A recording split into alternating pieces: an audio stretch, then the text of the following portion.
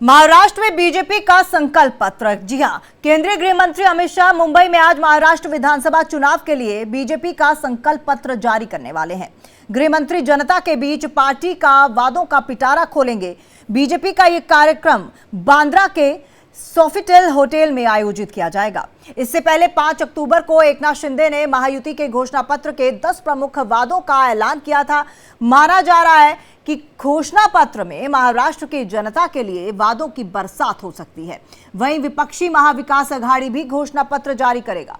महाविकास अघाड़ी की तरफ से कांग्रेस के राष्ट्रीय अध्यक्ष मल्लिकार्जुन खड़गे घोषणा पत्र जारी करेंगे। बीजेपी के संकल्प पत्र के दौरान देवेंद्र फडणवीस, प्रदेश अध्यक्ष चंद्रशेखर बावनकुले समेत कई दिग्गज नेता यहां मौजूद रहेंगे। महाराष्ट्र में सभी 288 सीटों पर 20 नवंबर को चुनाव होने हैं। सभी पार्टियां जनता से मन लुभावने वादे कर रही है। अब जनता को बीजेपी के संकल्प पत्र का इंतजार है। विपक्षी पार्टी से कितना अलग होगा बीजेपी का संकल्प पत्र, यह थोड़ी देर में आपको पता चल जाएगा।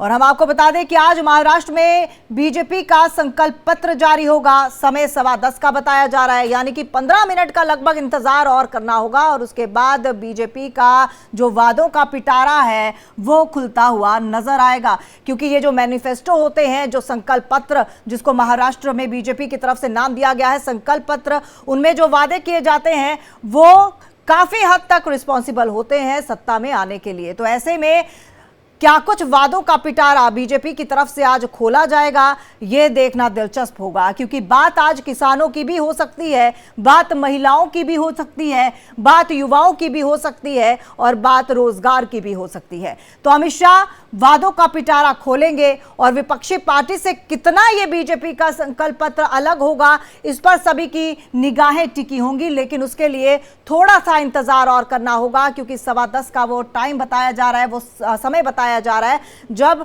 घोषणा पत्र, बीजेपी का संकल्प पत्र जो है वो जारी किया जाएगा। महाराष्ट्र में सभी 288 सीटों पर 20 नवंबर को चुनाव होने हैं और सभी पार्टियां जो हैं वो लगातार लोक लुभावन वादे कर रहे हैं। और हमारे साथ हमारे मेहमान भी जुड़ चुके हैं। हमारे साथ वरुण पुरोहित कांग्रेस की तरफ से नेता जुड़ चुके हैं, हमारे साथ अभिषेक भी जुड़ चुके हैं और साथ ही साथ दानिश कुरैशी हमारे साथ प्रवक्ता AIMIM की तरफ से जुड़ चुके हैं। और हम तमाम मेहमानों का यहाँ पर स्वागत करते हैं। आपका बहुत बहुत स्वागत है इंडिया डेली में। सबसे पहले अभिषेक, आपके पास आना चाहेंगे, कितने बजे तक ये कार्यक्रम शुरू होगा और घोषणा पत्र या संकल्प पत्र जिसे नाम दिया गया है बीजेपी जारी करेगी? बिल्कुल, जैसा कि 10:15 साढ़े 10 का टाइम दिया गया है और उस वक्त बीजेपी की तरफ से अमित शाह खुद मौजूद होंगे और अमित शाह की मौजूदगी में देवेंद्र फडणवीस और तमाम महाराष्ट्र के जो बड़े नेता हैं उनके पार्टी के, यानी महाराष्ट्र के अध्यक्ष, मुंबई के अध्यक्ष, ये सभी लोग मौजूद होंगे। और जाहिर सी बात है कि एक बड़ा संकल्प पत्र आज बीजेपी की तरफ से जारी किया जाएगा। देखिए, बीजेपी पार्टी का संकल्प पत्र होगा या महायुति का संकल्प पत्र नहीं होगा। बीजेपी की तरफ से क्या क्या वादे किए जाएंगे, किस तरीके से बड़े वादे किए जाएंगे, क्या वोटरों को लुभाने के लिए क्या क्या बड़े वादे होंगे, यह इसमें बड़ी बात होगी। लेकिन करीबन 10 ऐसे मुद्दे हैं जो पहले से ही गारंटी दे दिया गया था। आपको याद होगा कि कोल्हापुर में जब एक बड़ी रैली हो रही थी तीनों महायुति का, जहां पर एकनाथ शिंदे, देवेंद्र फडणवीस और अजित पवार तीनों लोग मौजूद थे, उस दौरान उन्होंने 10 गारंटी दे दिया था महाराष्ट्र के लोगों के लिए कि 10 गारंटी देंगे। तो माना जा रहा है कि उस 10 गारंटियों को आज इस संकल्प पत्र में बीजेपी भी शामिल करेगी, कि वह तीनों का ज्वाइंट गारंटी था। उसमें एक सबसे बड़ा फैसला देखिए आज हो सकता है कि किसानों की पूरी कर्ज माफी का, यानी महाराष्ट्र के जो किसानों ने कर्ज लिया हुआ है, जो कि महाविकास अघाड़ी ने कहा हुआ है कि 3 लाख रुपए तक कर्ज माफ करेंगे, इसमें बीजेपी कहीं के बाजी मारते हुए दिखाई पड़ सकती है कि किसानों का पूरा कर्ज माफ कर दिया जाए। यह एक बड़ा मास्टर स्ट्रोक कर सकते हैं आज संकल्प पत्र में बीजेपी का हो सकता है। तो इससे बीजेपी कहीं के बाजी मारे। 2-3 चीजें हैं। देखिए, कल शाम तक बीजेपी का संकल्प पत्र आना था, इस बात पर कहीं कोई साफ बात नहीं हुई थी। लेकिन अचानक यह बात समझ में आई कि बीजेपी की संकल्प पत्र आज 10:15 बजे सुबह आ रहा है। क्योंकि उसके पहले कांग्रेस का संकल्प पत्र, यानी महाविकास अघाड़ी का संकल्प पत्र आना था, इस बात का तय हो चुका था। तो कहने का मतलब इसका यह है कि बीजेपी ने इसमें ही बाजी मार रही है। जिस तरीके से बीजेपी महाराष्ट्र में तमाम उम्मीदवारों को चयन करने में, उनका नाम डिक्लेयर करने में सबसे पहले लिस्ट जारी किया था 99 लोगों का, उसमें ही अब माना जा रहा है कि महाविकास अघाड़ी के मैनिफेस्टो को पहले ही बीजेपी अपना मैनिफेस्टो जारी करके यह बताना चाह रही है कि उसके जो कुछ काम है, जो कुछ है, उसका क्लियर विजन है और उस क्लियर विजन के साथ आज महाराष्ट्र जनता के सामने वह पेश होगी। अभिषेक, आप बने रहिएगा। प्रदीप सिंह नेता बीजेपी की तरफ से हमारे साथ जुड़ चुके हैं। प्रदीप, जैसे कि हमारे प्रदीप से थोड़ी देर बाद संपर्क करेंगे, फिलहाल वो हमारे साथ नहीं है। सीधा कांग्रेस नेता की तरफ चलते हैं, वरुण पुरोहित की तरफ चलते हैं। वरुण जी, क्योंकि कांग्रेस की तरफ से भी घोषणा पत्र जारी किया जाएगा, ऐसे में पीएम मोदी ने एक्स के जरिए यह संदेश दिया कि कांग्रेस जो है वादे कर लेती है लेकिन उसे ये नहीं पता कि पूरे कैसे करने हैं। एकनाथ शिंदे की तरफ से भी ये बयान दिया गया कि कांग्रेस की तरफ से वादे कर दिए जाते हैं लेकिन फिर बाद में कह दिया जाता है कि प्रिंटिंग में हल्की सी मिस्टेक हो गई। इस बार तो मिस्टेक के कोई मायने तो नहीं निकलते, कोई मिस्टेक तो नहीं होने वाली, क्या कुछ आपके घोषणा पत्र में? देखिए, ऐसा है, पूरा देश इनकी जो आज की स्थिति है ना, मोदी जी की, अमित शाह जी की, जो मोदी सेंटर की बीजेपी में अटल जी अडवाणी जी की बात नहीं करता, वो पूरा देश मानसिक रूप से, आर्थिक रूप से इनसे प्रताड़ित हो चुका है। अब ये खुद की बात कांग्रेस करे, 10 साल से इनकी केंद्र में सरकार है, 2 करोड़ रोजगार प्रति वर्ष दे रहे थे, पता नहीं क्या करे। आपके तो खुद, आप, मैं नाम नहीं लेता, आपके मीडिया लाइन में देखो कितने लोग बेरोजगार हो गए, कितने चैनल बंद हो गए। तो ये सबको पता है कि कितनी भयावह स्थिति बेरोजगारी की और महंगाई की देश में हो रखी है। खाने पीने की आप बात करो, टमाटर किसान को तो मिल नहीं रहा, 70-80 रुपए, 100 रुपए बाजार में मिल रहा है। आप सब्जियों को भाव, मतलब सब्जी नहीं खा पा रहा, फ्रूट तो बच्चे खाना ही भूल गए। तो लोग उस बात को देखते हैं। अब ये किसान, आपने भी दिखाया, मैंने एक बहुत बढ़िया शब्द आपने प्रयोग किया स्टार्टिंग में, लोक लुभावन। जो लोक लुभावनवाद, श्रुति व्यास का एक लेख भी है, उसमें अखबार में लिखती है श्रुति व्यास, उन्होंने लिखा लोक लुभावनवाद पे। तो लोक लुभावनवाद का दौर चल रहा है। 10 साल की अपनी बात बता नहीं रहे, मोदी की गारंटी जो लोकसभा चुनाव में करे थे वो भूल गए, और कांग्रेस पे आरोप लगाना या गांधी परिवार को कोसना। तो पूरा देश इस बात को देख रहा है, दिन भर क्या इनका एक एजेंडा है, दिन भर गांधी परिवार को कोसना है, राहुल गांधी को कोसना है। कांग्रेस ने किया, जब कांग्रेस ने बुरा किया तो कांग्रेसियों लेके सरकार क्यों बनाते हो आप? और दूसरे जो महाराष्ट्र की जनता है ना, वो किसान प्रताड़ित है, इनसे आप कर्जा ले दो फिर माफ कर दो, इन चीजों में आजकल जनता नहीं आती। जनता इसको देखेगी कि इन्होंने परिवार तोड़े, शरद पवार का परिवार तोड़ा। लेकिन वरुण जी, महायुति की तरफ से 1500 रुपए जो हैं वो लड़की बहन स्कीम के तहत दिए जा रहे हैं, और वो इसलिए क्योंकि 2000 के रिस्पांस में जो एमवीए की तरफ से वादे किए गए हैं। तो आप कैसे कह सकते हैं कि लोक लुभावन वादे तो वो भी कर रहे हैं और आप थोड़ा बढ़ चढ़कर कर रहे हैं? नहीं, मैंने आपको कहा ना, लोक लुभावनवाद का दौर चल रहा है, लोगों को, पब्लिक को सब समझ में आ रहा है। समझ यूनिवर्सल बात कर रहा हूँ, सारी पार्टियां, सारे नेता जो हैं ये प्रोमिस कर रहे हैं, लेकिन जो प्रोमिस 10 साल से मोदी जी ने किया, 2 करोड़ रोजगार, पता नहीं क्या क्या किया, वो प्रोमिस फुलफिल कर दिए क्या? तो जनता तो उसकी बात करेगी। जो अहम बात है वो बेरोजगारी और महंगाई, उससे लोग तरसते हैं। किसान को तो मैं कह रहा हूं ना, मैंने आपको जो महंगाई की बात करी, किसान को तो प्रोडक्शन में कमी नहीं है, कंजप्शन ज्यादा बढ़ा नहीं है, तो फिर किसान के पास क्यों नहीं पहुंच रहा पैसा? असली बात हो, आप आंकड़े कर करके, डिस्कशंस करके, इकोनॉमिस्टों को बुला के आप घुमाते रहो, उससे किसान का थोड़ी, मैं तो खुद किसानी किया हुआ हूं। जब जमीन में पानी नहीं होगा, बिजली पूरी नहीं आएगी, किसान करेगा कहां से, पैदावार कहां से होगी? तो वो चीज जनता को समझ आ रही है, जनता इस बात को अच्छी तरह समझ रही है। और आप ये हर चीज कांग्रेस पे ढोल देना, उनके माथे लगा देना हर बात, राहुल गांधी, कांग्रेस। अभी आपने देखा चुनाव में किस प्रकार से बटेंगे घटेंगे, हिंदूवादी, हिंदुत्व, पता नहीं क्या क्या किया। वो इसलिए किया, मैं कह रहा हूं 4 जून को जो इनको परिणाम मिला, मोदी की गारंटी फेल हो गई, उसके बाद से बीजेपी और बीजेपी के अनुवांशिक लेकिन सर, आप हरियाणा को कैसे भूल गए? हरियाणा में तो नहीं, हरियाणा के तो परिणाम अच्छे आ गए ना। मैं बता रहा हूँ ना, उसमें भी आ रहा हूँ। आप हरियाणा की बात करके, हरियाणा में 11% वोट कांग्रेस का बढ़ा। कांग्रेस के साथ प्रॉब्लम क्या है? सेंट्रल सिस्टम को दुरुस्त करने की आवश्यकता है। टिकट वितरण सही होता तो किसी भी हाल में बीजेपी वहां नहीं जीत सकती, इस बात को आप एग्री करना पड़ेगा।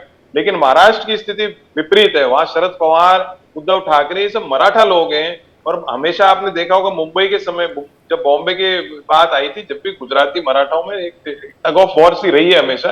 अभी उसको फोर्स करना चाहते हैं वहां जाकर के, तो फोर्सिबली आप हर जगह घुस नहीं सकते हो।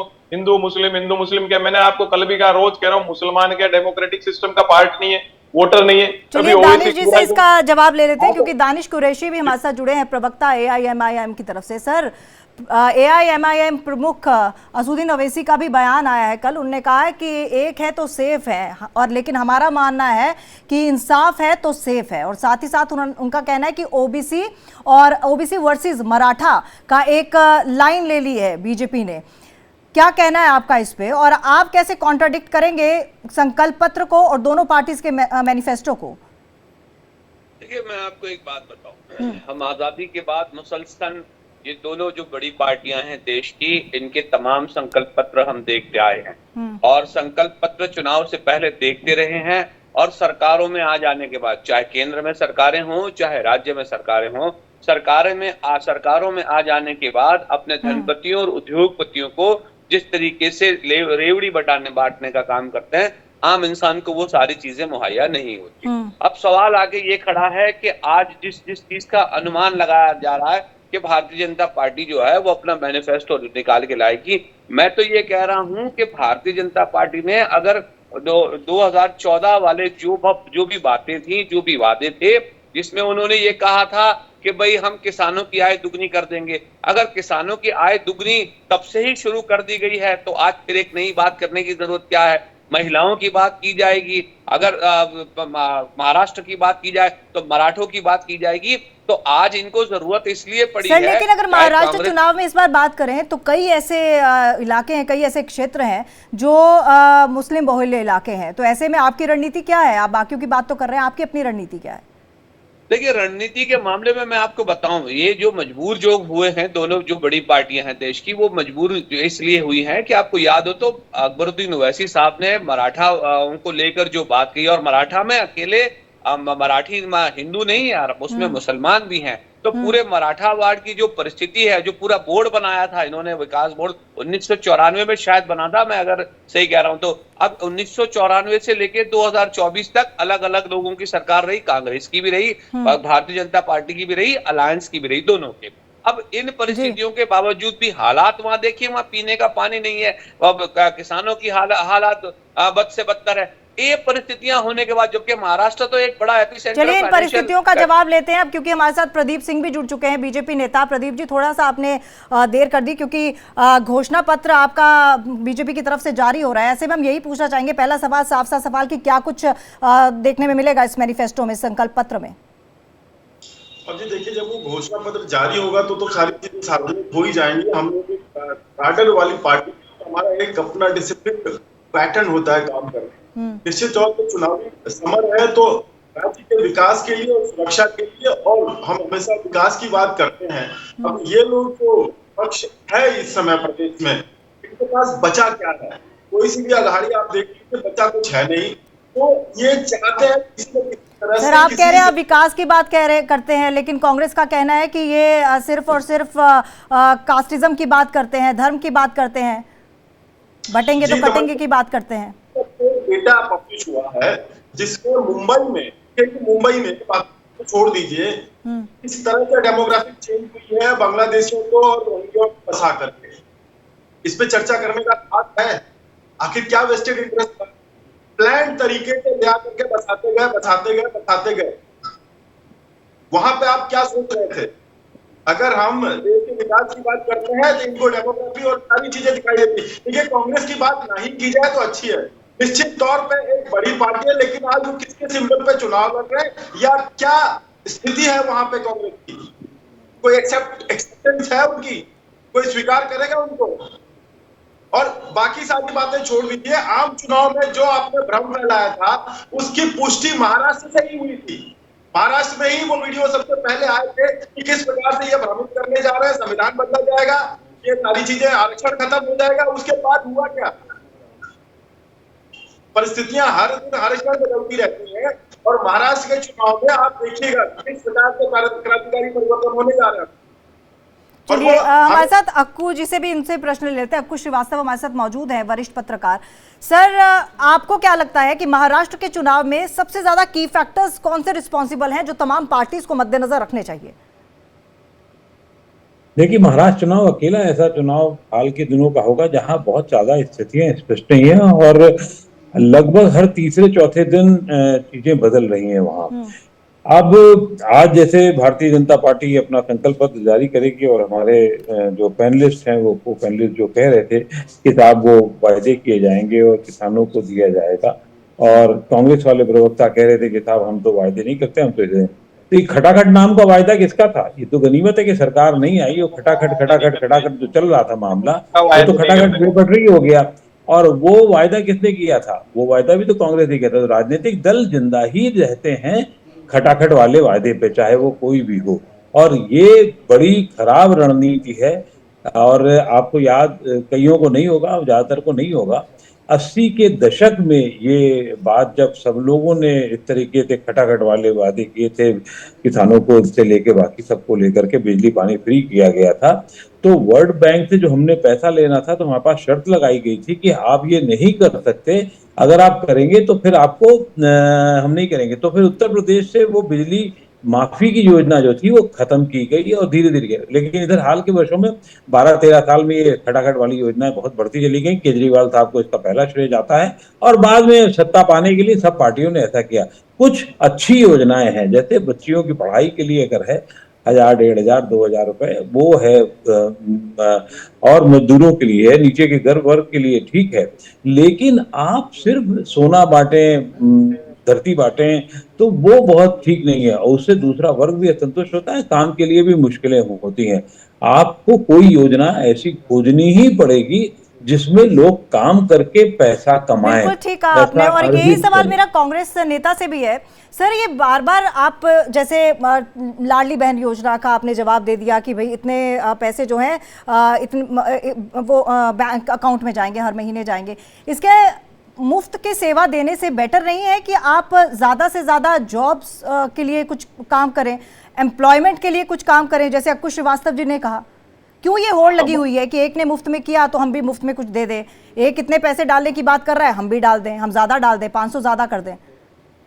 मन्ना जी, मैंने तो शुरुआत में ही कहा कि यूनिवर्सल बात होनी चाहिए और इसमें जो फ्री बीज की बात है इसको बंद करना चाहिए। मैंने तो शुरू में ही कहा और मैं वही बात अक्कू जी ने भी रिपीट करी, जब तक कि सारे दल यूनिवर्सली इसको तय नहीं करेंगे, लेकिन वोट लेने की होड़ मची। वही तो मैंने कहा, वोट अभी बीजेपी के प्रधानमंत्री जब शुरुआत करते तो मल्लिकार्जुन खड़गे साहब ने तो एक स्टेट में उसमें बीजेपी यूएन क्राई करने लग गई, ऐसा क्यों का, ऐसे क्यों का, ऐसे क्यों का, कांग्रेस ऐसे करती है, राहुल गांधी ऐसे करती। तो सर एमवीए ने तो 2000 की बात की ना, 2000। प्रधानमंत्री तो देश का मालिक है, गार्जियन ऑफ द फैमिली है। प्रधानमंत्री 2 करोड़ रोजगार दे रहे थे, दे दिए क्या किसी को? कितने रोजगार बंद हो गए नोटबंदी से? कितने रोजगार बंद हो गए कोरोना से? दे दिए क्या? उतनी फैक्ट्रियां जितनी भी थी वो चालू हो गई क्या वापस? आप ये जवाब इनसे मांगो 2014 से करके रहे थे। चलिए अभी ले लेते हैं प्रदीप जी, क्या जवाब है आपके पास? सबकी अपनी अपनी राजनीति है, ओवैसी आपकी अपनी राजनीति, कांग्रेस की अपनी राजनीति, बीजेपी की अपनी राजनीति, क्या सत्ता है क्या ये? प्रदीप जी इसका जवाब दे दीजिए आप। वरुण जी 1 सेकंड रुकेगा। प्रदीप जी क्या जवाब है आपके पास? आपने दिया क्या एम्प्लॉयमेंट इतना?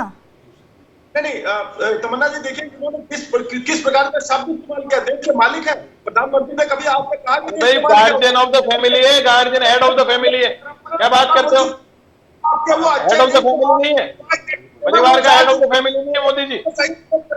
सबसे पहले भ्रमित करने का काम, अगर आप गप्पेबाजी करेगा सर आप इस बात पे जवाब सर इस बात पे आप जवाब दीजिए, क्या आपने उतना रोजगार दिया जितना वादा किया था, जैसे कि कांग्रेस नेता कह रहे हैं, वरुण पुरोहित जी कह रहे हैं, सवाल पूछ रहे हैं? मोदी जी ने कहा था तमन्ना जी, मैंने थोड़ी कहा था, मोदी जी ने कहा था 2 करोड़ रोजगार दूंगा। तो सर उनकी तरफ से तो आपको बुलाया है ना? जी जी। 10 वर्षों में कांग्रेस का कोई प्रगति का काम दिखा है क्या आज तक? ये इन्हीं के मंत्री थे, कहते थे यूपीआई कैसे आज लागू होगा। सर महाराष्ट्र की बात हो रही है, सत्ता में तो आप है ना महाराष्ट्र में? सार्वभौमिक स्थिति बनी हुई है। अरे टेक्नोलॉजी का विरोध करते थे आप, राजीव गांधी लेके आए, उस आधार पे बैठे हो सरकार में। यूपीआई, आधार कार्ड सब कांग्रेस की देन है, आप तो विरोध करते थे इन चीजों का। भाषण किसका आप रोजगार तो नहीं बोलोगे? 2 करोड़ रोजगार दिए क्या पर ईयर? आप ये बताओ। 20 करोड़ हो गए क्या? 20 करोड़ रोजगार दे दिए, 20 करोड़ रोजगार दे दिए, उसको जवाब दे दो। आपको नहीं दिखेगा, आप कांग्रेसी चश्मा उतारेंगे तब आपको दिखना शुरू होगा। जिस दिन कांग्रेस की मनस्थिति चुनाव लड़ो ना, बोलो देश को कि हमने दे दिए 20 करोड़ रोजगार, हमको वोट दो, बोलो इस बात को, दे दिए 20 करोड़ रोजगार। कमरन जी का भाषण याद है कि नहीं याद है आपको? याद है आप कि तो नहीं ये याद? बोलो कि 20 करोड़ रोजगार दे दिए, इस पे वोट दे जनता आपको। आप ये बताइए, हमने स्पष्ट बोलो ना। प्रधानमंत्री जी ने बोला था, प्रधानमंत्री जी मोदी जी ने कहा था, मोदी की गारंटी दी थी उन्होंने 2 करोड़ रोजगार पर ईयर। 20 करोड़ हो गए 10 साल में, 20 करोड़ हो गए, 20 करोड़ हो गए, दे दिएगा 20 करोड़ रोजगार, 20 करोड़ रोजगार दे दिएगा। देखिए आप दोनों बोलेंगे तो किसी की भी आवाज सही से आएगी नहीं। एक बार फिर से दानिश कुरैशी का रुख कर लेते हैं, प्रवक्ता AIMIM की तरफ से। दानिश जी, आपकी पार्टी की जो आइडियोलॉजिकली समझा जाए, आइडियोलॉजी उनकी समझा जाए तो बीजेपी के अगेंस्ट नजर आती है, लेकिन आपका वोट बैंक है माइनॉरिटीज, जिससे आप कांग्रेस का भी वोट काटते हुए दिखते हैं।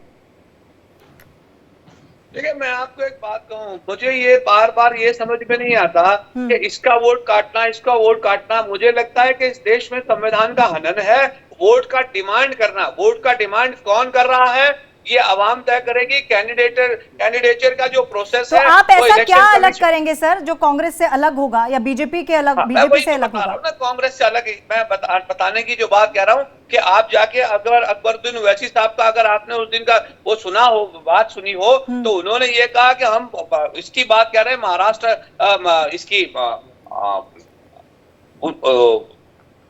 उन्होंने जो पूरा वो अभी मैं स्टेटमेंट दे रहा था, मैं भूल गया वर्ड प्रॉपर जो है, मराठा वार्ड की बात कर रहे हैं। मराठा वार्ड का जो पूरा बोर्ड है उसकी परिस्थिति के ऊपर बात की। अब वो परिस्थिति की बात की जाए तो वहां अकेले मुसलमान नहीं रहते हैं, अकेले हिंदू भी नहीं रहते।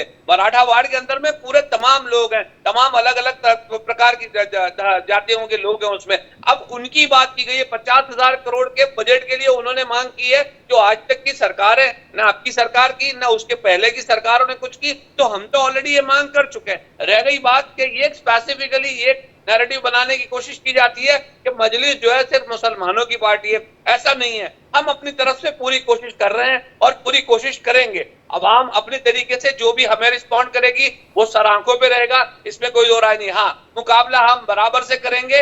अगर कांग्रेस की नीतियां कहीं वो करेंगी तो कांग्रेस की नीतियों का भी क्रिटिसाइज करेंगे। भारतीय जनता पार्टी तो जो चलिए अब करती है, समय बहुत उसके कम रह खिलाफ गया, हम इसलिए लास्ट बाकायदा रिएक्शन मोर्चा जो है रखते मैं हैं। अक्कू श्रीवास्तव जी का लेना चाहूंगी। अक्कू जी, आपने तमाम प्रवक्ताओं की बात सुनी और देखिए हर कोई, जैसा कि मैंने शुरुआत में ही कहा कि लोक लुभावन वादे वो करता हुआ तो नजर आ रहा है, लेकिन इनमें सेंध मारते हुए कभी कभी बागी विधायक भी नजर आएंगे। तो क्या वो एक मेजर फैक्टर प्ले कर सकते हैं सत्ता बनाने में, सत्ता में काबिज होने में? पिछले चुनावों में जलेबी बड़ी उभरी थी। हाँ, और वो जलेबी कुछ इतनी चिड़ी मेड़ी थी कि उसमें जो जलेबी का जलेबा बन गया और जलेबा का रस जो है वो कोई और पी गया। उसी तरीके से इस चुनाव में भी बागी वाला जो मामला है वो बहुत बड़ा इफेक्ट करने वाला है। 50 से ज्यादा बागी दोनों पार्टियों के दोनों पक्षों की तरफ हैं, 50-50 के आसपास। वो बात दूसरी की कुछ लोग मान भी गए हैं, लेकिन उसके बाद भी वो बागी ही जो है वो खेल बिगाड़ने में जो रणनीति और उसके हिसाब से देखा गया है 110 सीटों पर काम कर सकते हैं। जो 1/3 लगभग सीटें हैं उसमें एक बागी काम कर सकते हैं, क्योंकि पिछले चुनाव में जो भी वोट परसेंटेज का अंतर था वो काफी कम था, 1% भी नहीं रहा है। और वो खेल बहुत बड़ा होगा इस बार। आपको देखना होगा कि मिनिमम जो 5,000 से कम वोटों से जीतने वालों की संख्या एक तरफा तौर पे ज्यादा बढ़ जाएगी, और उसकी वजह ये बागी और कुछ निर्दलीय जो दोनों पार्टियों ने अपने अपने वोट को बचाने के लिए और दूसरे के वोट को काटने के लिए खड़े किए हैं, वो एक अदा करेंगे काटने के बाद से कहीं दानिश कुरैशी जी होगी। नाराज ना हो जाएं, इसलिए इस डिबेट को यहीं पर खत्म करते हैं। वक्त अब ज्यादा इजाजत दे नहीं रहा है। फिलहाल आप तमाम मेहमानों का बहुत बहुत धन्यवाद। दानिश जी, आपका बहुत बहुत धन्यवाद।